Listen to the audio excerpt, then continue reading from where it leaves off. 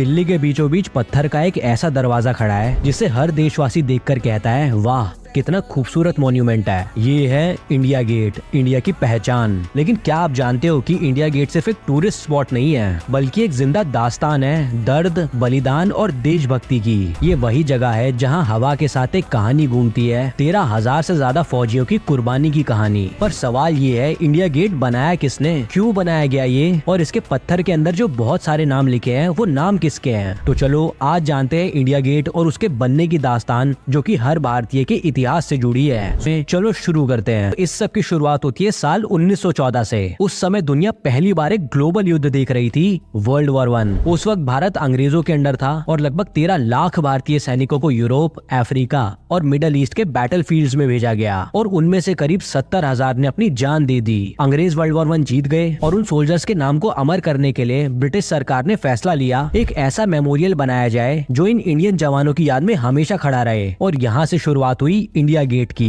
1919 में famous British architect sir Edwin Lutyens को design बनाने का जिम्मा दिया गया। ये वही आर्किटेक्ट थे जिन्होंने पूरी न्यू दिल्ली का प्लान किया था। राष्ट्रपति भवन, राजपथ और पार्लियामेंट हाउस सब। लुटियंस ने इंडिया गेट का डिजाइन फ्रांस के आर्क डी ट्रायम्फ से इंस्पायर होकर बनाया, लेकिन उसमें एक इंडियन सोल डाल दी। उन्होंने सोचा ये गेट सिर्फ एक याद नहीं, एक सिंबॉलिक दरवाजा होगा भारत के गौरव के लिए। कंस्ट्रक्शन का काम 1921 में स्टार्ट हुआ। पहला फाउंडेशन स्टोन रखा गया 10 फरवरी 1921 को। इंडिया गेट के लिए राजस्थान से रेड सैंडस्टोन और ग्रेनाइट लाया गया। उस समय हैवी मशीन्स नहीं थी, मजदूरों ने हाथों से ब्लॉक्स उठाकर फिट किए। स्कल्प्टर्स ने हर नाम पत्थर में लिखा। इंडिया गेट पर लगभग 13,300 इंडियन सोल्जर्स के नाम एनग्रेव किए गए। उनमें से कई ऐसे भी थे जिनकी बॉडी कभी वापस नहीं मिली। गेट की हाइट रखी गई 42 मीटर ताकि वो पूरे राजपथ पर नजर आए। फाइनली 1931 में काम कंप्लीट हुआ। गवर्नर जनरल लॉर्ड इरविन ने इस मॉन्यूमेंट को ऑफिशियली ओपन किया। लेकिन कहानी यही खत्म नहीं हुई। 1971 के इंडिया पाक वॉर के बाद इंडिया गेट के नीचे एक नई पहचान जोड़ी गई,